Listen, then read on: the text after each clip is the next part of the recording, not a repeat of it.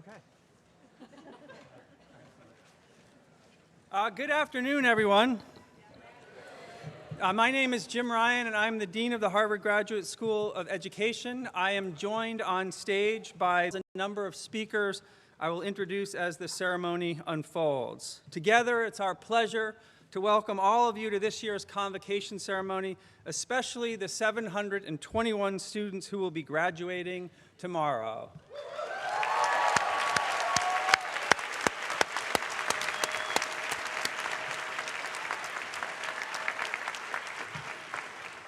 So my role in this ceremony is as MC, and in that role, let me give you an overview of what will unfold over the next 90 minutes. There are a lot of moving parts, so hang on.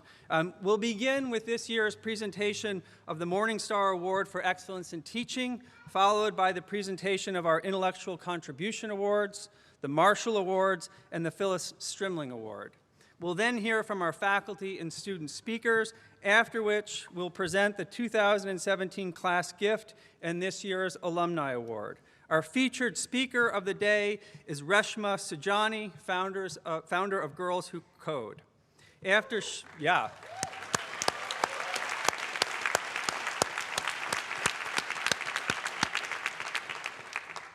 she concludes, I'll have just a few brief additional words for you, and then it is off to the block party. Sound good? Okay. All right, so let's begin. It's my pleasure to present an important annual award recognizing a member of the faculty for excellence in teaching. The Morningstar Family Teaching Award was established in 2000 with a gift from Faith Morningstar, an HGSE alum, and her husband, the Honorable Richard Morningstar, an alum of the college. Faith's experience as a student here inspired her and her family to create an award that would not only recognize great teachers, but also those faculty members that help create a supportive environment for our students. I believe Faith and Richard are here today, and I ask that you please join me in thanking them for their support of teaching at HGSE.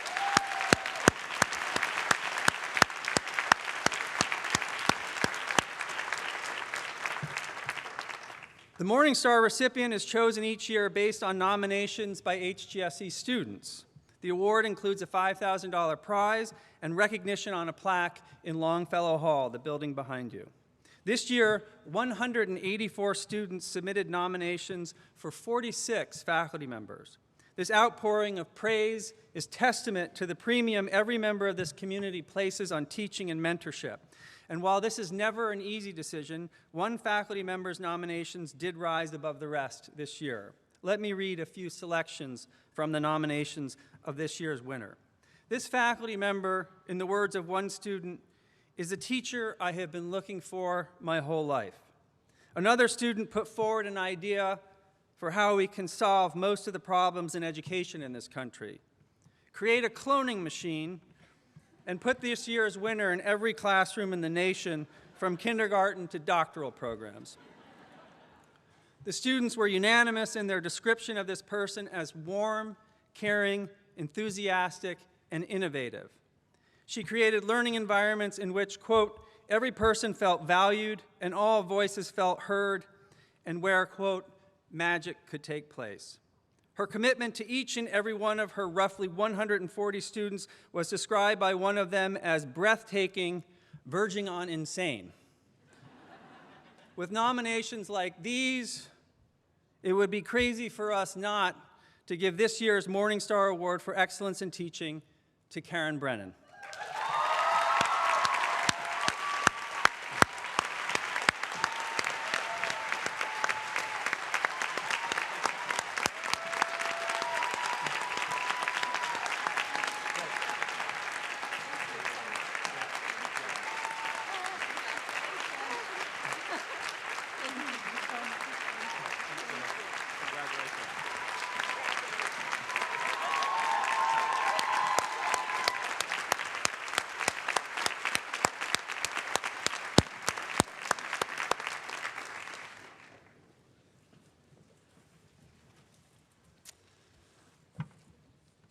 Now, the Intellectual Contribution Awards. For the 12th consecutive year, HGSE is recognizing a student from each master's program with an Intellectual Contribution Award.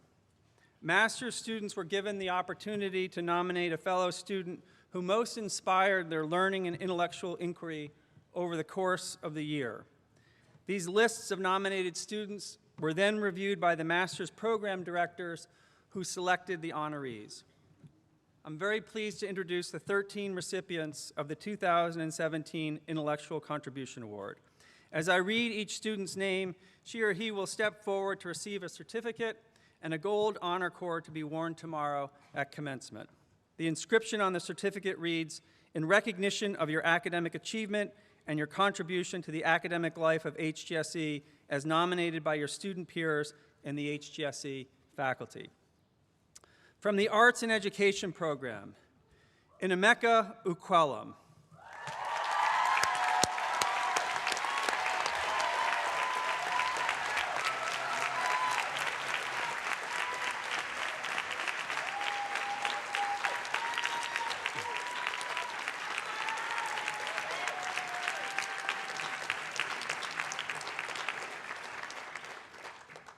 From the Education Policy and Management program, Raven Stubbs.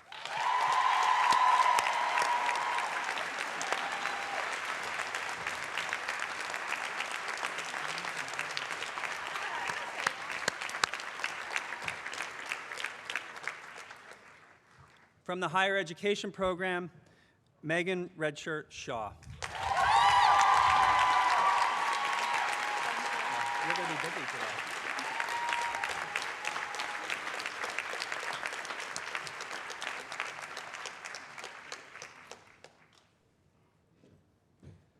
From the Human Development and Psychology program, Akeisha Ortiz.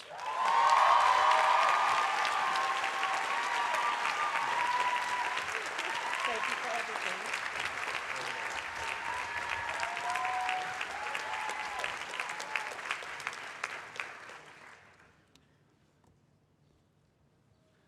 From the International Education Policy program, Diawe Benson.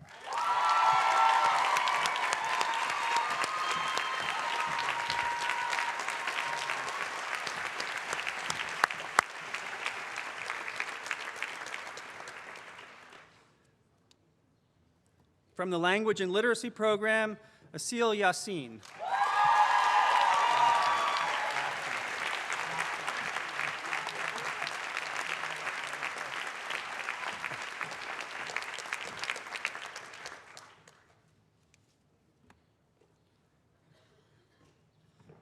From the Learning and Teaching program, Anjali Nirmalan. Hey!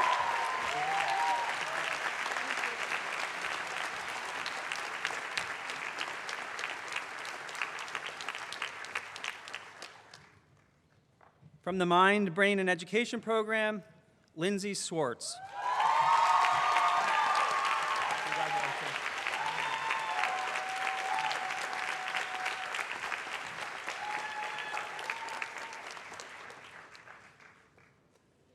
From the Prevention, Science, and Practice program, Quang Tran.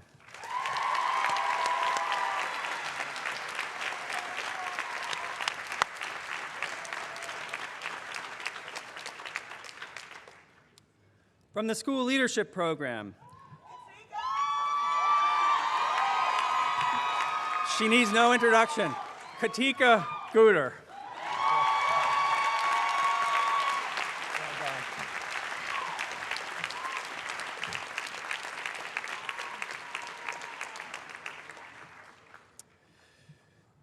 From the Special Studies program, the winner is Jace Brohinsky, who is not able to be with us today but deserves a round of applause in his absence.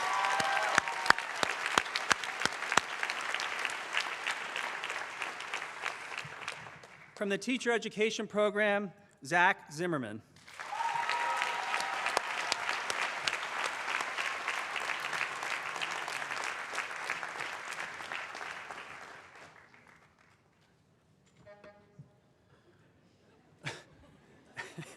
And from the Technology, Innovation, and Education program, Amin Marie.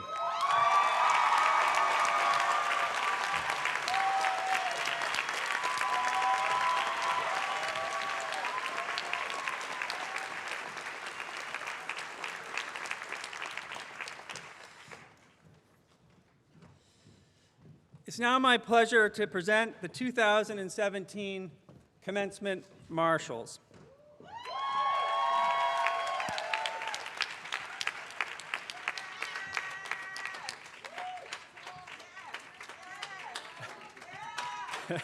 Commencement Marshals are elected by their peers for their leadership, their involvement in the HGSE community, and their commitment to service. They are honored as exemplary role models and representatives of the Harvard Graduate School of Education. 2 marshals are elected from each of the graduating EDD and EDLD classes. 1 marshal is elected from the CAS program, and 1 from each of the 13 master's programs. As I read each student's name, she or he will step forward to receive the Marshal's Medallion to be worn tomorrow at commencement. The first EDD Marshal is Janine Denovaish.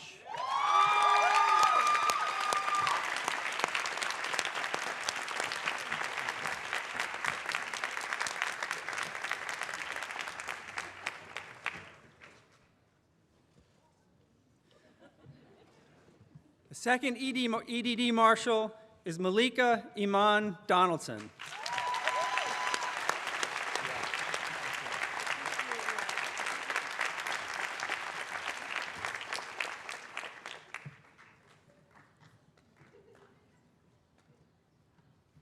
The first EDLD Marshal is Anise and Yonam Kwawu Fisher.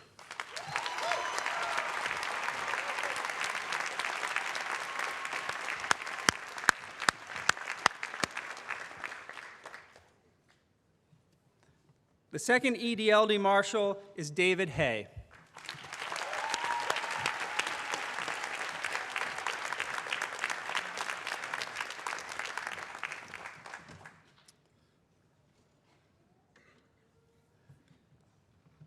The Certificate of Advanced Studies Marshal is Erin Block.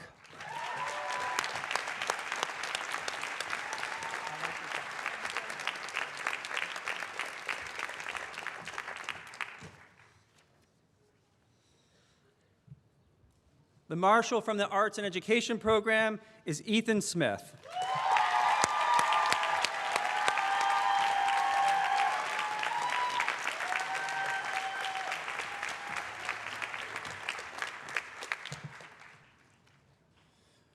The Marshal from the Education Policy and Management program is Kia Wandwison.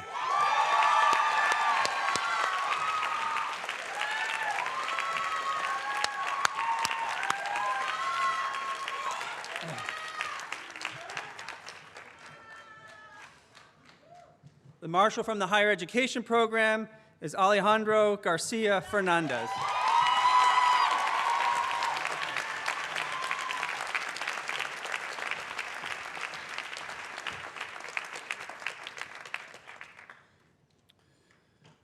The Human Development and Psychology Marshal is McKinley Covey.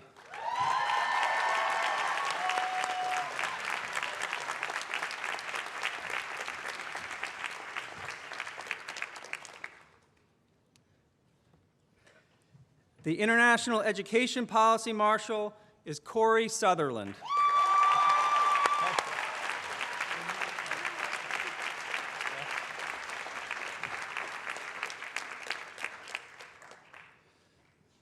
The Marshal from the Language and Literacy program is Zol Tablante.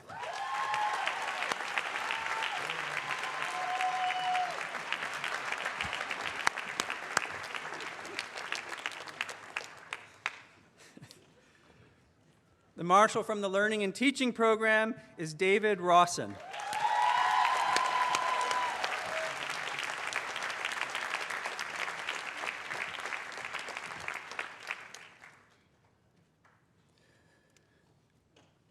The Mind, Brain, and Education Marshal is Snigdha Gupta.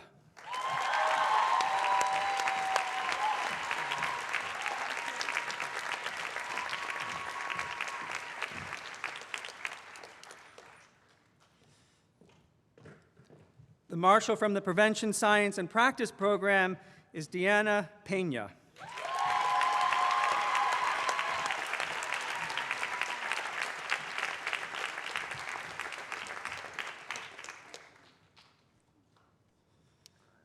The Marshal from the School Leadership Program is Jim Triplett, Jr.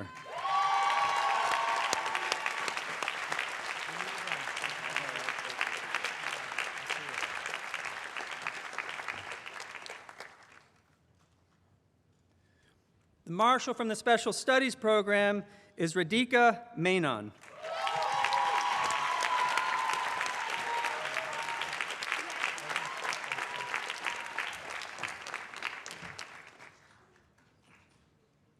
The Marshal from the Teacher Education Program is Nicholas Steinke.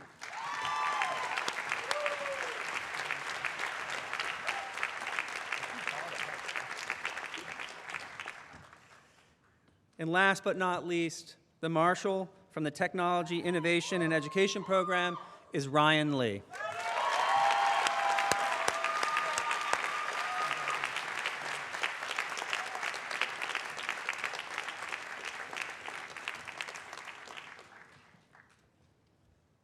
Congratulations to all of our marshals.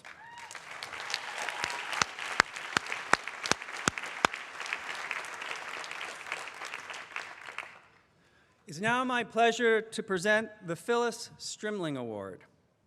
This award was created in 2000 to honor Phyllis Strimling, the former director of the Radcliffe Seminars program.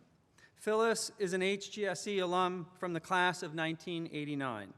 I'm pleased to welcome her to today's convocation, as well as Holly Weeks and Rob Saclia, two of the three former Radcliffe Seminar faculty who created the award. I hope you'll join me in thanking Phyllis, Holly, and Rob for their support of our students.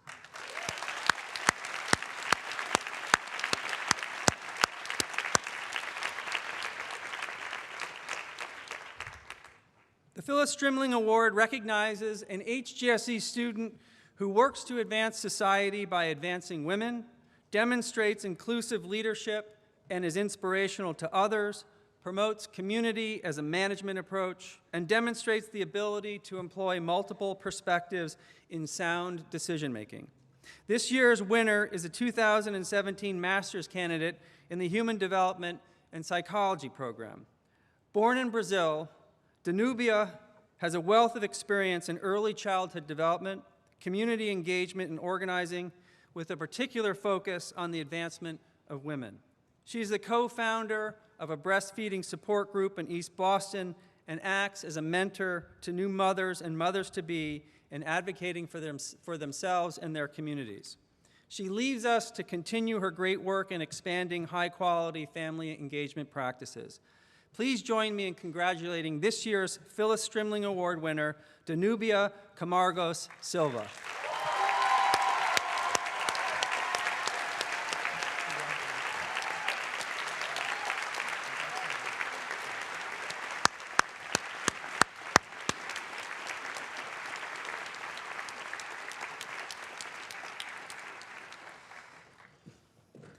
At this moment, I'd like to take a brief opportunity to thank this year's HGSE Student Council.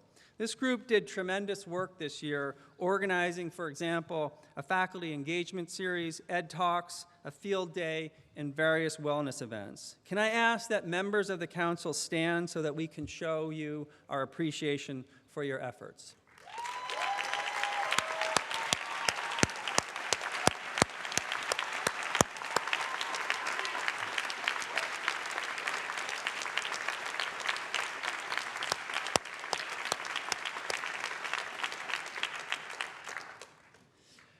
I am now going to turn the podium over to the Academic Dean and Sarris Professor of Education and Economics, Bridget Terry Long, who will introduce this afternoon's faculty speaker.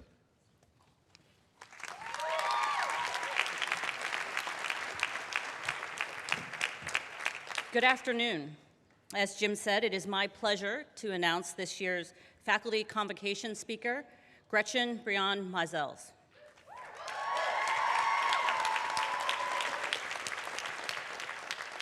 Gretchen first joined the HGSE community in 1999, earning her provisional teaching certification in English and Social Studies before spending almost a decade in the classroom as a teacher.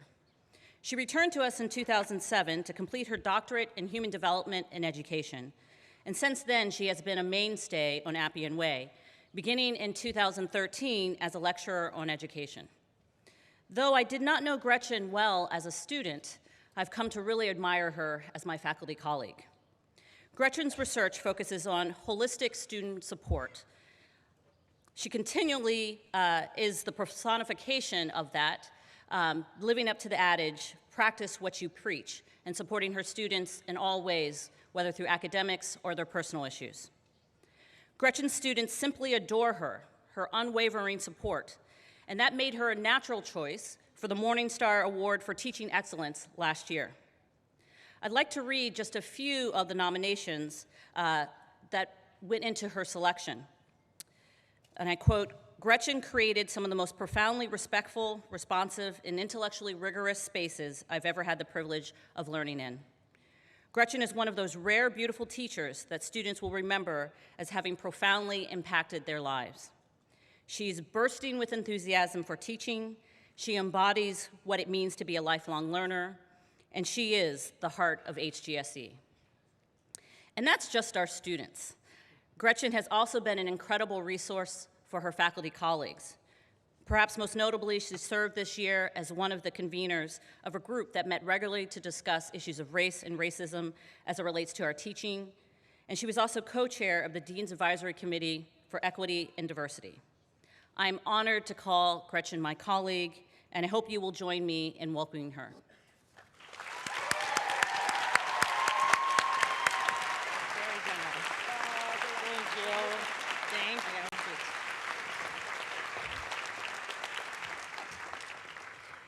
Good afternoon. It is an honor to be standing in front of you today, looking out at all of the wisdom that has made up our community this year. It's hard to believe that just 9 months ago, I stood here with you, physically and metaphorically facing the other direction, as we marked the start of our journey. Back then, I did not know the depths of what I would learn from each of you. I knew only that our task would be to learn together. Today, I stand before you, grateful for what you have brought to our community, for your commitment, for your passion, for your energy and brilliance, and for your continued belief in the power and possibility of education. At the start of the year, I spoke to you about the importance of holding onto your intentions while remembering that intentions alone are not enough. I suggested that to create positive change in our field, we would have to push back against the currents of inequality and the ideologies of individualism that underlie so many educational institutions today. And I reminded you that if we endeavored to do this work in isolation, we would likely harm the very people we had hoped to help. This year, we have grappled with what it means to be in community with people whose values and ideas differ from our own, but whose life experiences and perspectives strengthen our understanding. We have endeavored to do the work that our colleague Janine Denovaish calls building brave community, with each other, with our families and friends at home, and with our students and their families. For some of us, this year has been an eye-opening opportunity to learn through disagreement. We have had to confront our own blind spots and use our voices in new and nuanced ways. For others, this year has been the next step in an ongoing movement for justice. We have looked toward those that come before us for the wisdom and courage to keep on. For me, this year has been about our learning love. And just as I started the year by sharing some of my hopes for our time together, I'm going to end it by talking about my hope for us all moving forward. But first, I need to tell you a story. It is the 3rd year of my doctoral program, and I am in the midst of my first round of data collection. Hakima and I are sitting on a bench outside the front entrance of her middle school, the shadow of the building protecting us from the blazing sun above our heads. I have come to talk to her about success, but Hakima has a much deeper lesson to teach me. She turns to me. "If I want to be successful, I want other people to be successful," she says. There is an African saying which is called Ubuntu.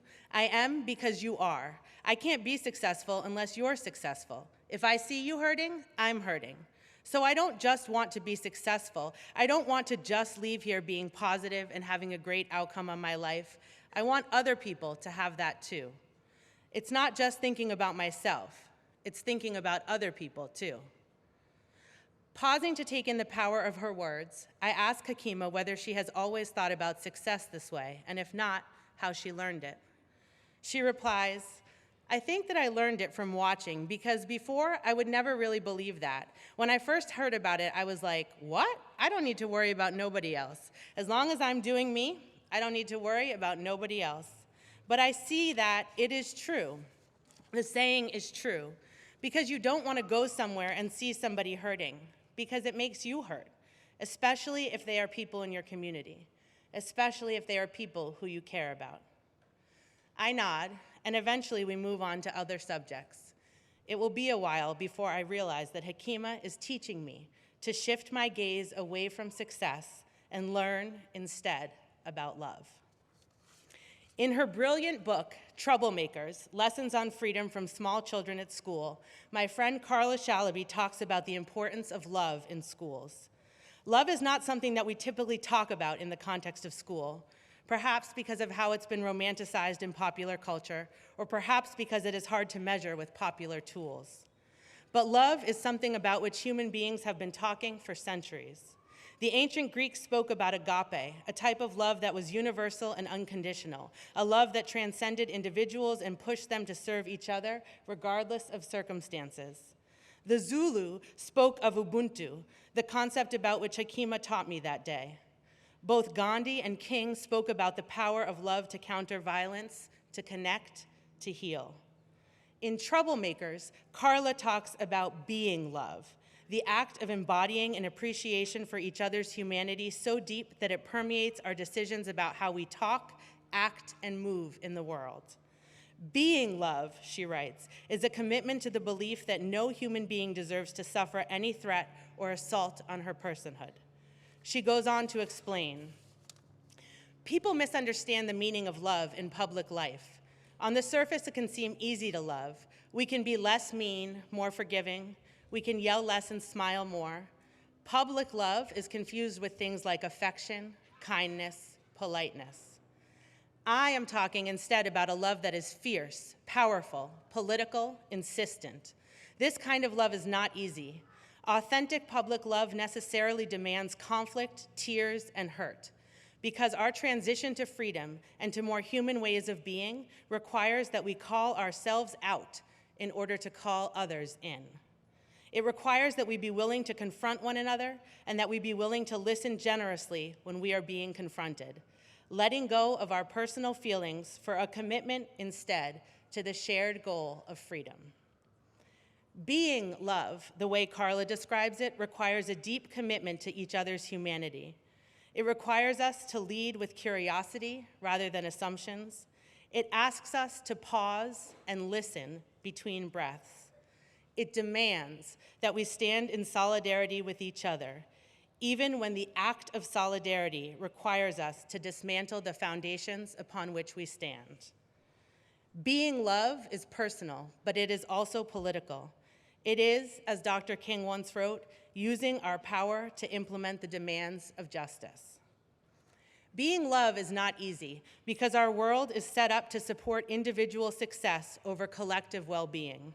It's not easy because every day we are asked to make choices about what we will buy, how we will eat, where we will live, and who we will honor, and our choices have an impact on the living beings with whom we share this planet.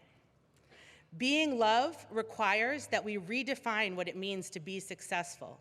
It requires us to sometimes choose the thing that is harder or less flashy because it is the thing that is more just. As Carla reminds us, being love requires that we invite and sit with feedback because we know that having others honestly reflect the impact of our words and actions is a critical part of the struggle to learn love. Many of you have helped me to understand what it means to be love this year.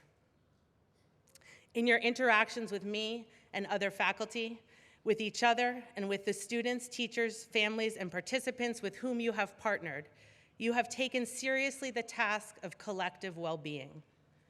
In your hard work, your critical, probing questions, your nuanced writing, and your passionate planning, you have demonstrated a deep commitment to the power of individual and collective learning.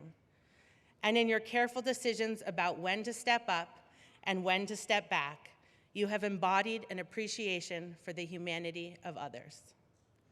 Today, as we look out on our complicated world, I thank you for taking seriously the task of learning love, and I ask you to carry this learning with you, to be love as you move out into the world beyond Hugsy.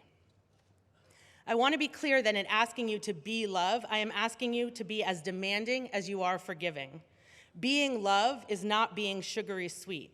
It is being fierce in your commitment to stand in solidarity with others. Being love is not going easy on yourself. It is being rigorous in demanding your own best. Being love is not letting other people slide. It is leading with curiosity and requiring others to do the same. It is demanding that folks think more carefully about the ways in which their words and actions reflect their intentions. It is knowing that intentions alone are not enough. Love yourselves. Love the young folks with whom you work. Love the families and communities from which they come. In the moments when it feels hardest to love, love harder. We will be cheering you on from inside.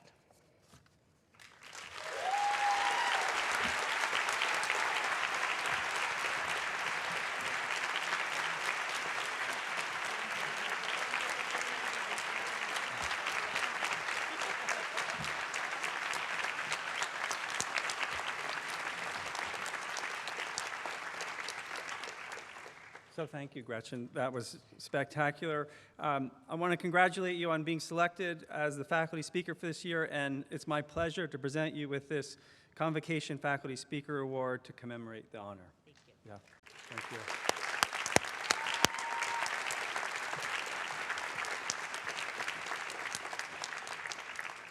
I'd now like to introduce our student speaker, Megan Redshirt Shaw.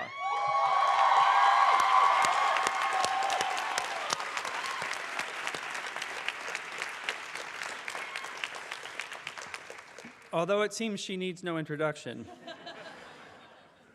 She is an enrolled member of the Oglala Sioux tribe, is a candidate in the higher education program, and she has dedicated herself to working with Native American students and communities.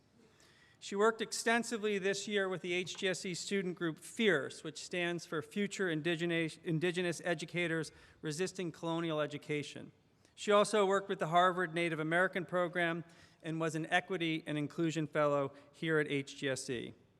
Upon graduation, Megan will be working with a summer program called CU Upward Bound in Boulder, supporting Native American youth, and she plans to apply to PhD programs in the fall. Please join me in welcoming Megan.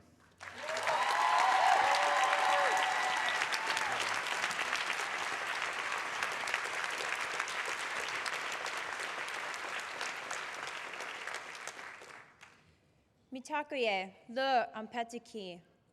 Chante washea nape cheujapi. Megan Redshirt Shaw, Imachiab, na Malakota, na Pine Ridge, South Dakota, Himachiat Dangsto. I'd like to acknowledge the land of the Wampanoag, Nemic, and Massachusetts tribes on which this university rests. My name is Megan Redshirt Shaw. I am an enrolled member of the Oglala Sioux tribe in Pine Ridge, South Dakota, and today is a really good day. Congratulations to all of your beautiful minds and the families who encouraged you on our almost Hugsy graduation. I greet each and every one of you with a good heart. My mother asked me if this was the first time Lakota has ever been spoken during a Harvard commencement, and for that, if it's true, we are very proud. Pila Maeye, thank you.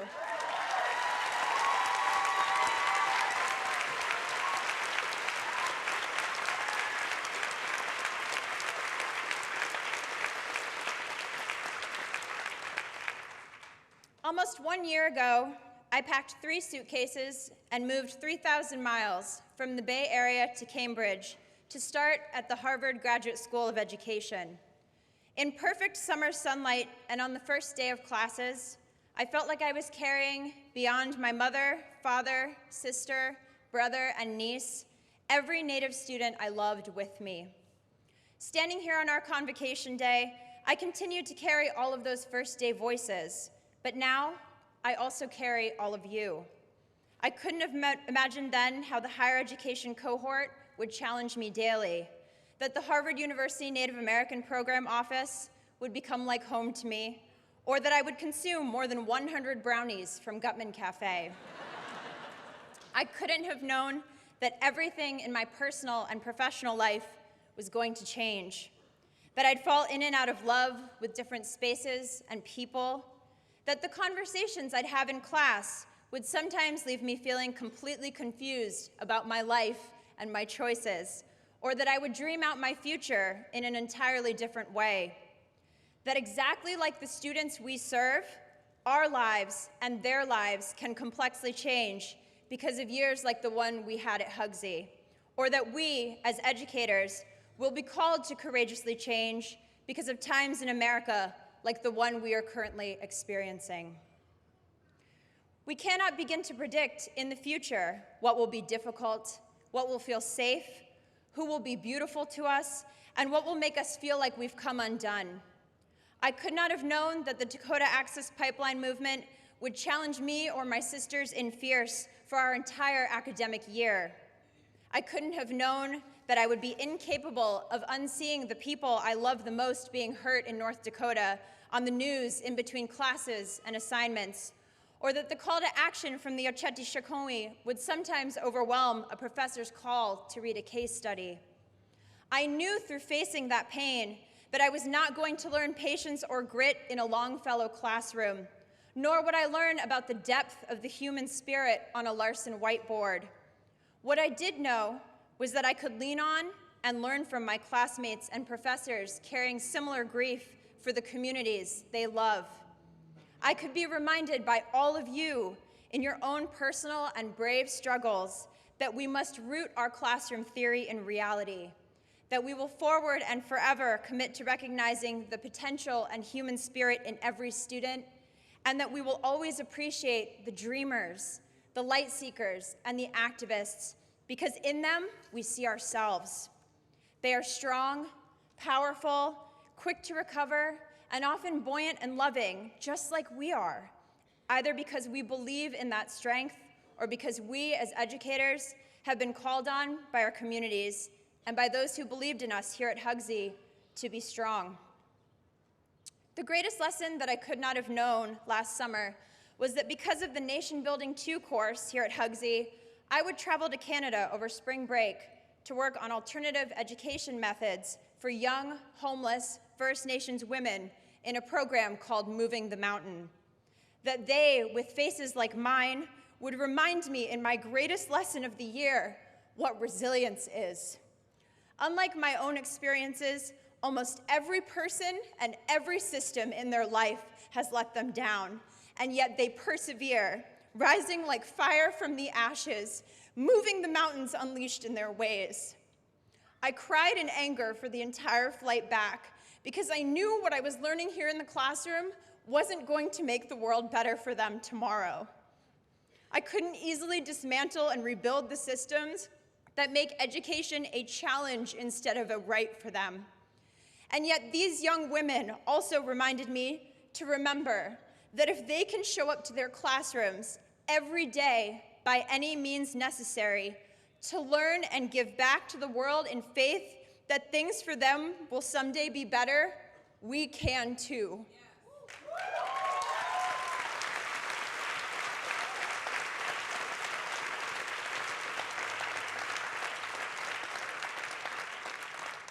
That even in our grief for their and our complicated circumstances, we as their educators and allies have to show up, carrying everything we learned and dreamed here at HGSE, knowing that each and every one of us as colleagues will push to change the world for the students who we love the most.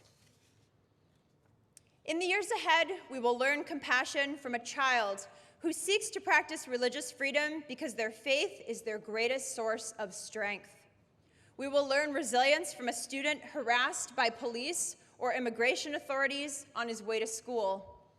We will learn from the kids who look and feel and experience the world exactly as we do, because hopefully this year prepared you for change and challenge in the same ways it did for me. And ultimately, that kindergartner you always said yes to will go on to middle school. She'll go to high school, she'll find her voice in college, and then someday, maybe, she'll end up here on Appian Way. She will have moved every mountain unleashed. She will have pushed back on every system that tried to tell her who she was. And she will live with fire seeking justice in a country that doesn't always remember she is still here. She'll open her heart to say, thank you, Harvard, for this opportunity, for all the people here.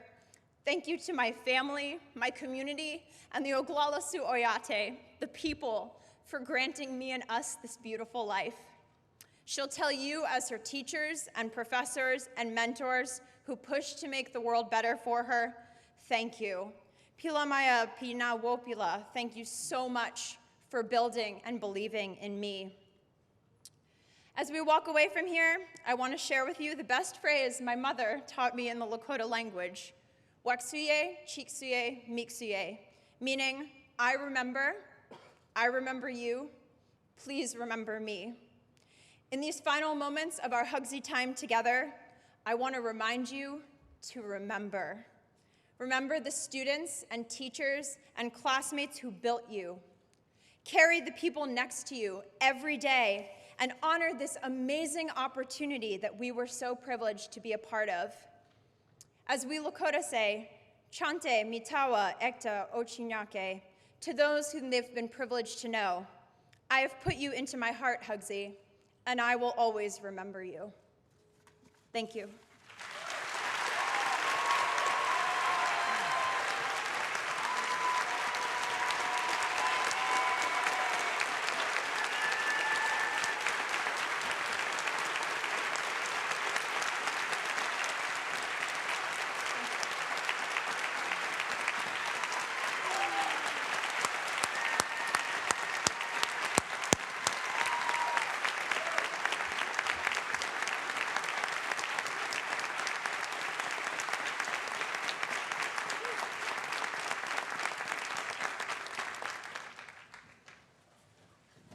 Megan, thank you so much for that beautiful and powerful speech.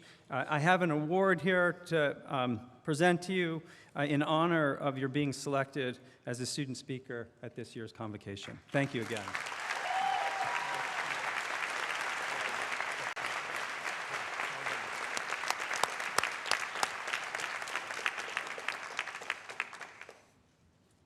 I'd now like to invite the chair of this year's class gift campaign to join me.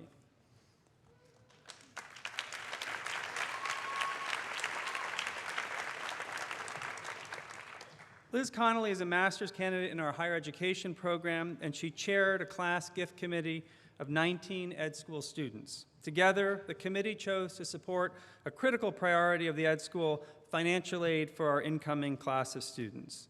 Thank you to all those who worked with Liz and to those who have given. You are literally paying it forward, and I couldn't be more grateful. I'm going to hand it over now to Liz, who will tell you a little bit more about the 2017 class gift campaign.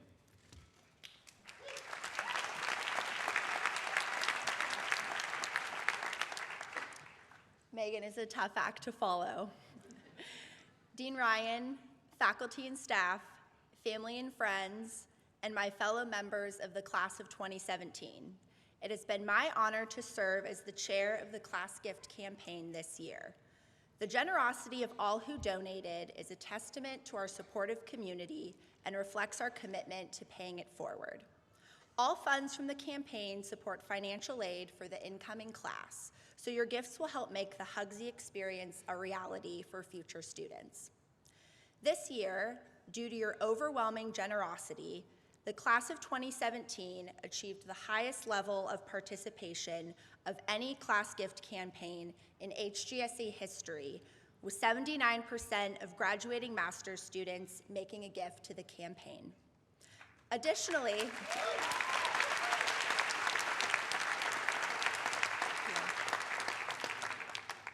Additionally, we exceeded both last year's giving total and our $20,000 goal. I want to especially recognize the Certificate of Advanced Study in Counseling, higher education, and school leadership cohorts for achieving 100% participation among their graduating students.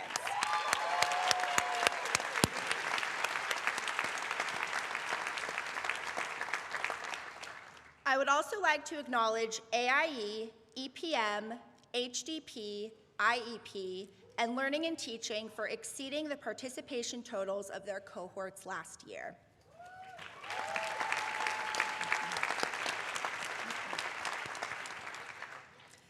None of this would have been possible without the class gift committee representatives from each of the 13 master's cohorts. Your thoughtfulness and creativity are contagious, and I feel privileged to have worked with you on this campaign.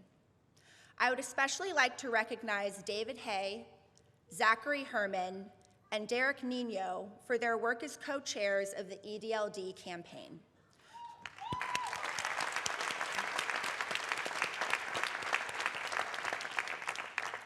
Through their leadership, the EDLD cohort continued the tradition of 100% participation in the class gift campaign this year.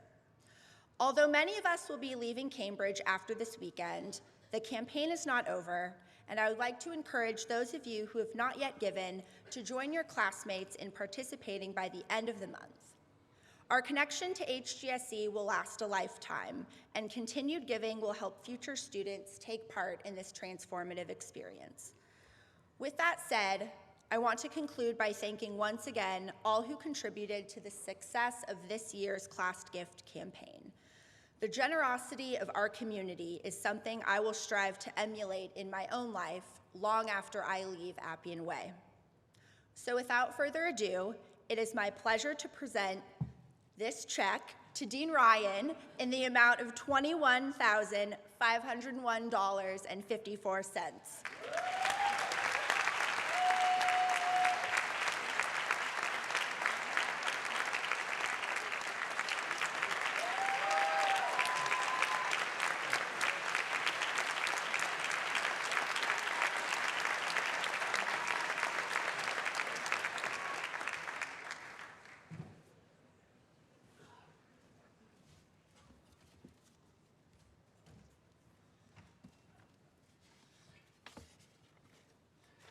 Thank you, Liz.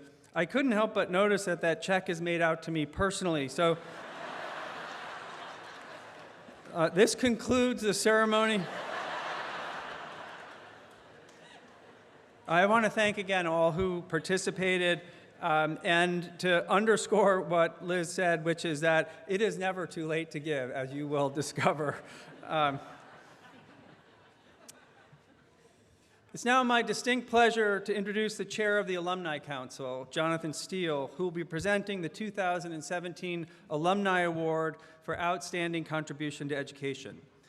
Jonathan earned his master's in higher education at the Ed School in 2005, and he brings more than 15 years of experience in higher ed, marketing and consulting experience to the council.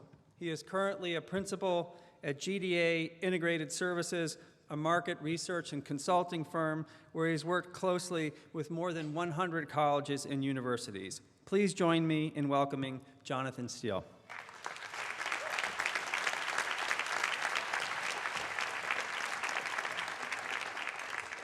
Thank you and good afternoon.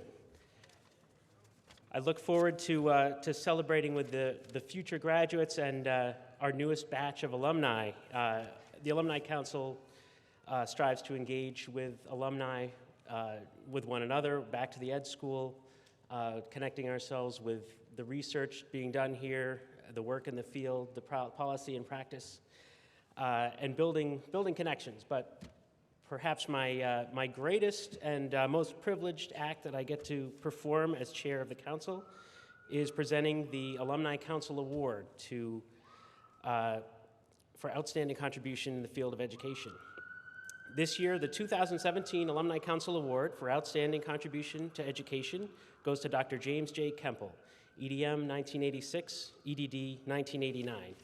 Described by nominators as a tireless leader, valued colleague, and supportive mentor, Dr. Kemple has dedicated his career to producing practical education policy research that has real impact on the lives of students. In his current role as the Executive Director of the Research Alliance for New York City Schools, Dr. Kemple oversees the work of the organization and serves as principal investigator on studies used by New York City schools to measure the efficacy of on-track indicators for different grade levels, analyze performance trends in New York City high schools, and document the effects of school closure. Dr. Kemple's work examining high school reform efforts and assessing performance trends in New York City led to the design of rigorous impact evaluations, the results of which help city leaders better serve students and families by more meaningfully assessing school and student performance, effectively allocating resources and identifying both positive trends and areas for improvement in schools. A research professor of teaching and learning at New York University, Dr. Kemple helps drive education policy research through his involvement with the Society for Research on Educational Effectiveness and his skillful relationship building with policymakers. For these and other profound contributions to education, it is with great respect that we bestow the 2017 Harvard Graduate School of Education Alumni Council Award upon Dr. James Kemple, EDM 1986, EDD 1989.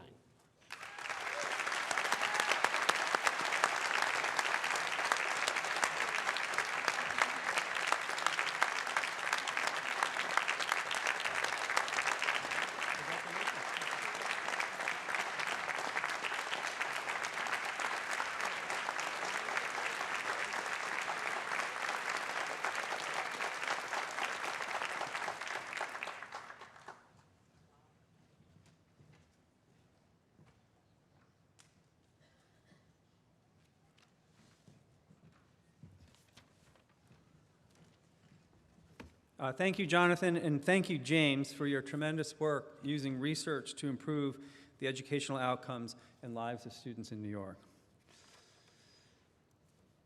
So on behalf of the HGSE Speakers Committee, chaired by faculty member Paul Revel, and including members of the faculty, staff, and student body, it's now my honor to introduce today's convocation speaker, Reshma Sujani. Yeah, go ahead.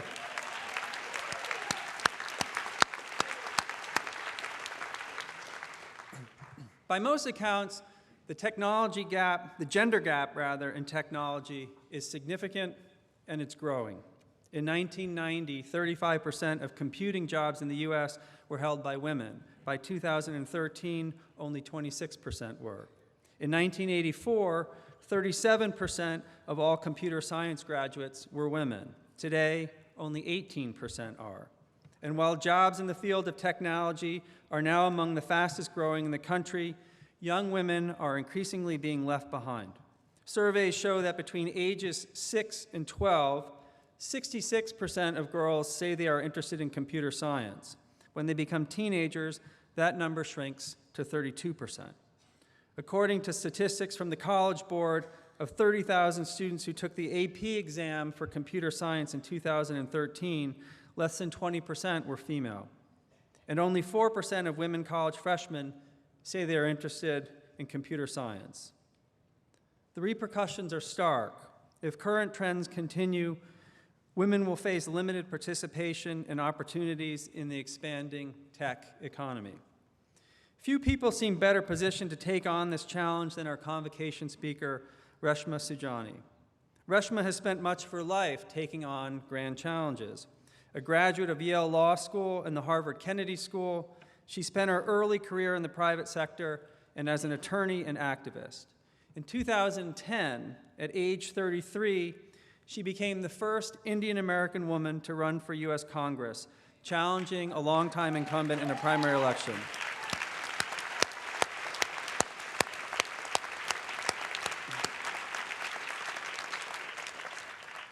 As part of her campaign, she visited local schools where she saw the gender gap in computing classes firsthand. It was then that she began developing the idea for Girls Who Code, as well as the idea for her 2013 book, Women Who Don't Wait in Line, which is a personal favorite of my daughter's, and her incredibly successful TED Talk entitled Teach Girls Bravery, Not Perfection, which has now been viewed more than 3 million times. Though Reshma didn't win the election, the experience helped to spark a love for public service and a passion for working with young women in technology. She went on to serve as Deputy Public Advocate for New York City before leaving in 2012 to establish Girls Who Code. Girls Who Code is a national nonprofit organization with the ambitious goal of closing the gender gap in technology by building a pipeline of future engineers. Girls Who Code works with 6th to 12th grade girls after school and during the summer in programs where students take on computer science projects, learn coding, build teamwork and leadership skills, and gain exposure to professionals in the field. This summer, Girls Who Code will offer 76 free summer immersion programs sponsored by 39 major companies and philanthropic foundations that will serve over 1,400 girls from across the country, including Atlanta, Boston, Chicago, Los Angeles, and Seattle. In just a few short years, Girls Who Code has gone from serving just 20 girls in New York to 40,000 girls in 50 states. There are now more than 10,000 alumni of the program, and Reshma is aiming for 1 million by 2020. And perhaps most encouragingly, most participants say they are considering a computer science major or minor in college because of their experience.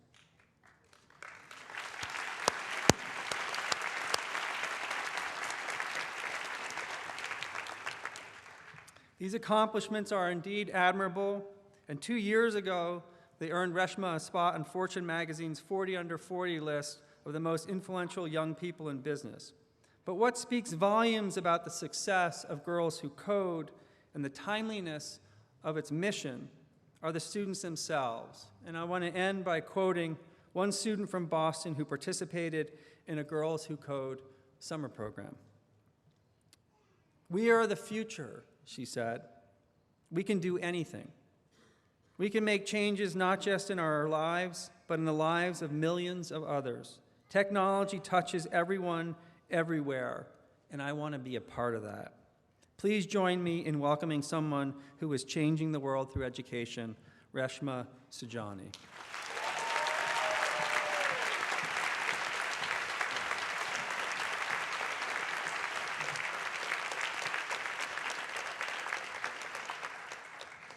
Graduates, deans, parents, and guests, thank you for inviting me to share this day with you.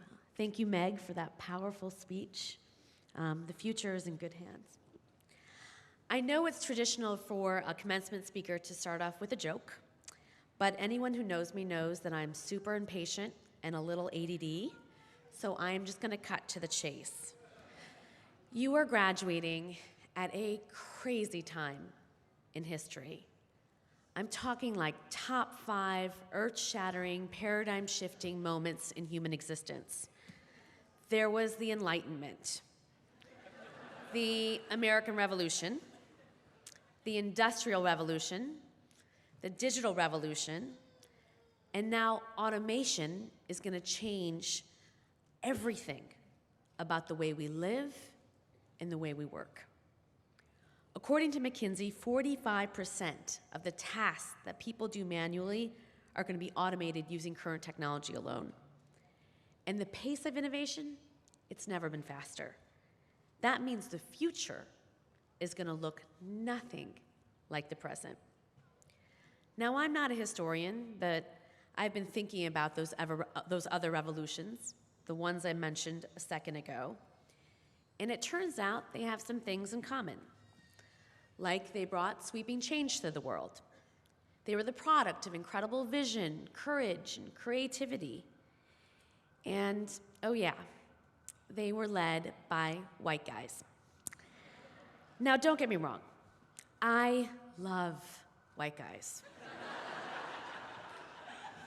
It's true. White guys they're some of my best friends. They are. But let's be real. They have never had a monopoly on good ideas. They've just occupied a platform that the rest of us haven't had access to. And the good news is that platform, it's no longer out of reach. In the last half century alone, women and people of color, we've been climbing. Women now earn the majority of bachelor's, master's, and doctoral degrees. So graduates, give yourself a big pat on the back.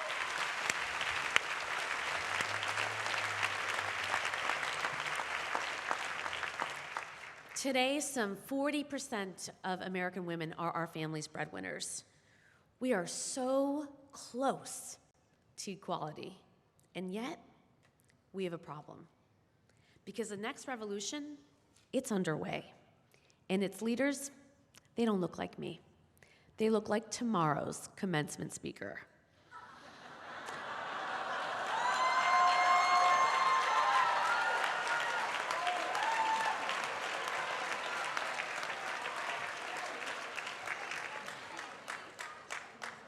And look, I don't mean any shade to Zuckerberg. He's brilliant, and he's a really good guy, right?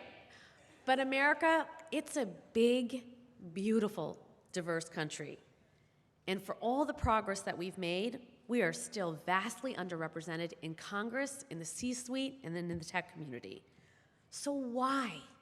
Why aren't there more women in power? There's no question that it's a structural problem.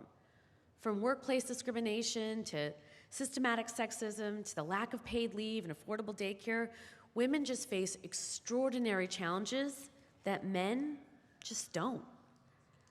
But there's another challenge that we face, and it's not structural, it's cultural. In our society, we train our boys to be brave, to throw caution to the wind and follow their passions. And we train our girls to be perfect, to please, to play it safe, and to always get straight A's. The result? Girls are kicking butt in the classroom, but they're falling behind in the real world.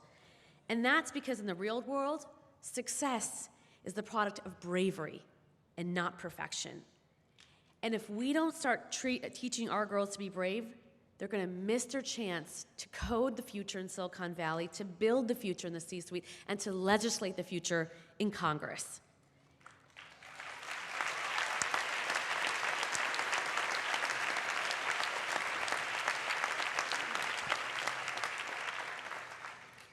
And women are going to once again find themselves and their ideas on the sidelines of the revolution. And we can't let that happen. Nothing is more important than solving this problem. And that's what I need you to do when you walk across the stage tomorrow and you go out into the real world. Now, at this point, you're probably wondering, who the hell is this lady and why should I listen to her? Well, let me tell you a bit about my own journey, because I think it illustrates a shift that I'm talking about. I grew up in Schaumburg, Illinois. My parents were refugees expelled by the dictator Idi Amin from Uganda. There weren't very many people in my community that looked like me. Sometimes the neighborhood kids would TP our house. One time I punched a bully in the face who called me a Haji. Now, to be clear, violence is never a good idea, but damn, it felt good. In school, I found my own advocacy organization, the Prejudice Reduction Interested Students Movement. Yes, a mouthful. I led my first march when I was 12 years old. By high school, I was pretty much set on what I wanted to do with my life. I dreamed of working in politics and social justice. So I decided I'd go to the best law school in the country, graduate in the top of my class, and run for office. I went to the library and found a copy of the U.S. News and World Report, and I looked up what the #1 law school was. You'll have to forgive me, but it was Yale. I photocopied that page, and I tacked it to my wall. For years, I had one obsession, and one obsession alone: getting into Yale Law School. And then the time finally came. I finished college in 3 years, took the LSAT, and applied to my dream school. And I didn't get in. So I came here to Harvard to study public policy and the Kennedy School.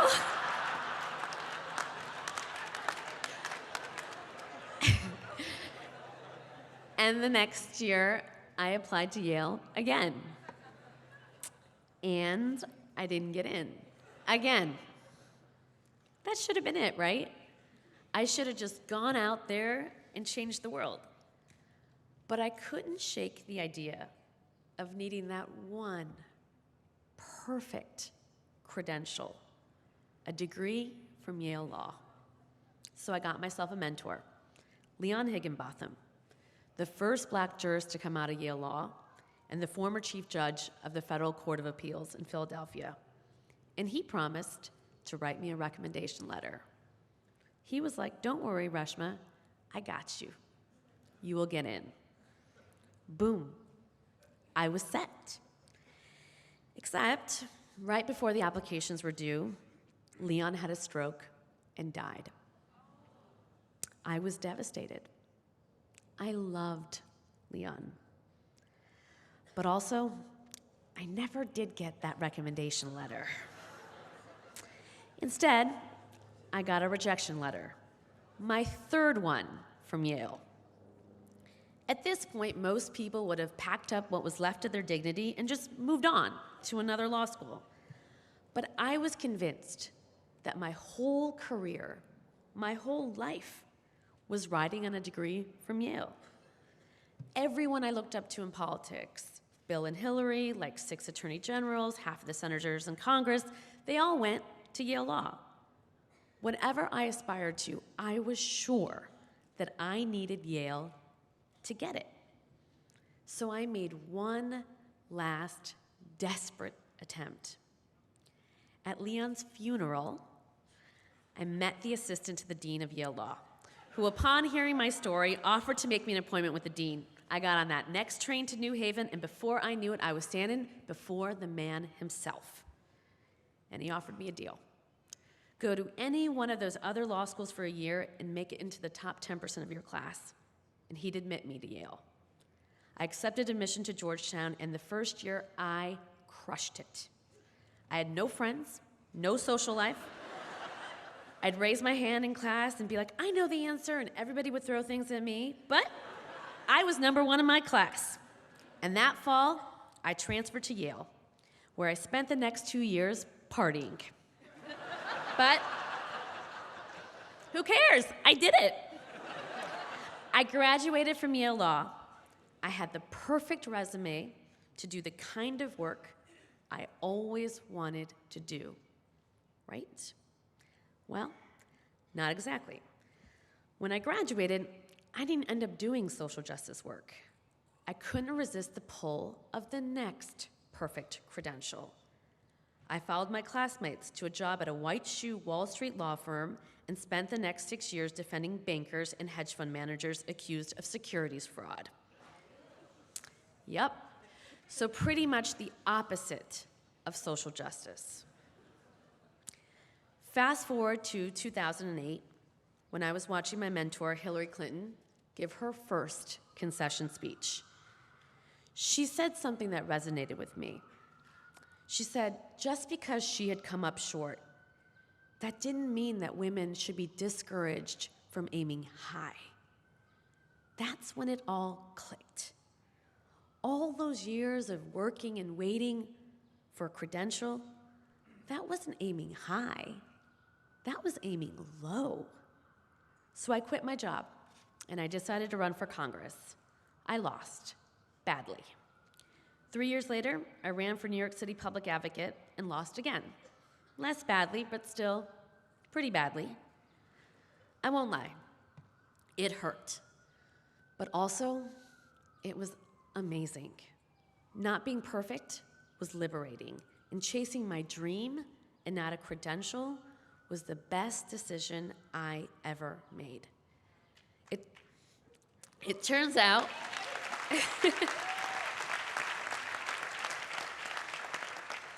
it turns out that when you get a taste for being brave, it's kind of like a rush. It's hard to stop. And that's how I started Girls Who Code. During my first campaign, I visited a lot of New York City public schools, and I would go into their computer labs, and I'd see labs full of boys learning to code. No girls in sight. I was baffled. I mean, I knew that Silicon Valley was a boys' club, but I didn't know that that club started in high school. And that pissed me off. I wanted to do something about it. But this time, I didn't ask anybody for permission. I didn't wait until I had that perfect credential. I didn't even bother to learn how to code. I just went for it. I called up a friend who lent me some office space, and that summer we brought 20 girls together from New York City for 7 weeks, and we taught them to code. 5 years later, we've taught 40,000 girls in all 50 states, effectively quadrupling the talent pipeline. So what's the lesson? My obsession with perfection, with pedigrees and credentials, it was a dead end. Like, it literally led me to a funeral.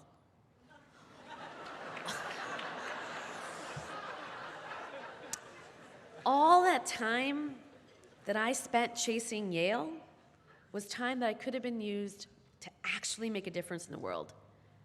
Bravery, not perfection, was the key that has unlocked every door that I have walked through since. Mark Zuckerberg gets that, by the way, right? He was just a sophomore when he dropped out of Harvard to start Facebook. He could have totally failed with no bachelor's degree to fall back on, but he just went for it. It's such a white guy thing to do. But it took me 33 years to figure out that brown girls, we can do white guy things too.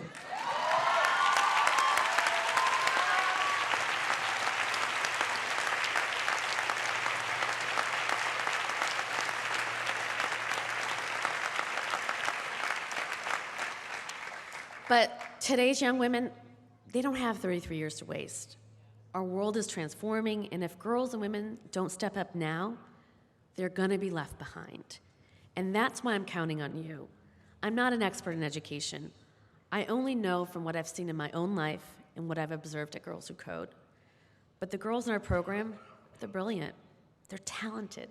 They are just as capable as the boys. But they're afraid of imperfection, of critical feedback, of trying something that they may not excel at right away. They figure out what they're good at early on and they stick to it. They avoid less intuitive, more competitive subjects like coding and STEM. They're not taught to be brave the way the boys are. So what can we do? We can't topple the structures without addressing the culture. The culture is the problem, and the solution, graduates, it's you. In whatever capacity you pursue a career in the field of education, you or the people you manage or teach will be some of the most influential role models in a young girl's life. So here's my ask. Don't let our girls play it safe. Don't let them limit themselves to the thing they think they're best at or the thing they think they should do. Push them to be brave. Push them to take risks. Reward them for trying. Let's challenge our girls to step outside of their comfort zone and tiptoe out to the very edge of their abilities. Because if you do your part, if we all do our part, then we will unleash the most badass generation of women leaders the world has ever seen.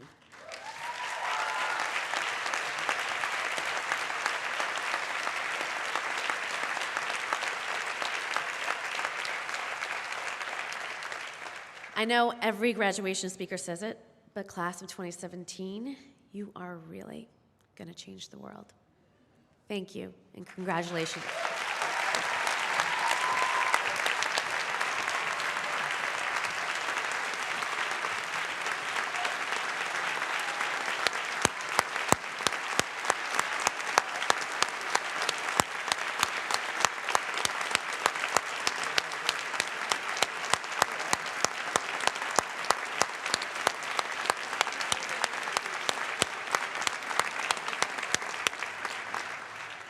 Thank you, Reshma. As you might imagine, I was a little taken aback by your remarks. I mean,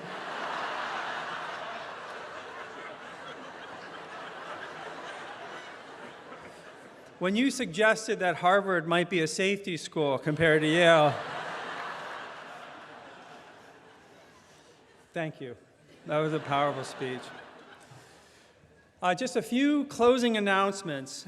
First, I want to be sure to thank the Office of Student Affairs for coordinating all of our commencement activities.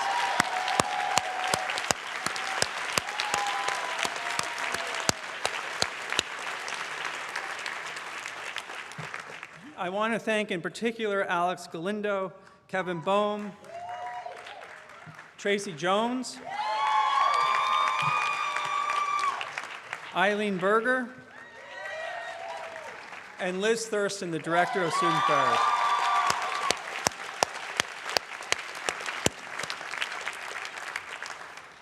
To all of our students, please be sure to be ready on Appian Way promptly at 7:30 a.m. tomorrow for the university commencement exercises. I've also been asked to remind you to bring your Harvard IDs with you, as you will need them during the day. In the yard, I will formally present you to President Faust, and I encourage you to make a lot of noise.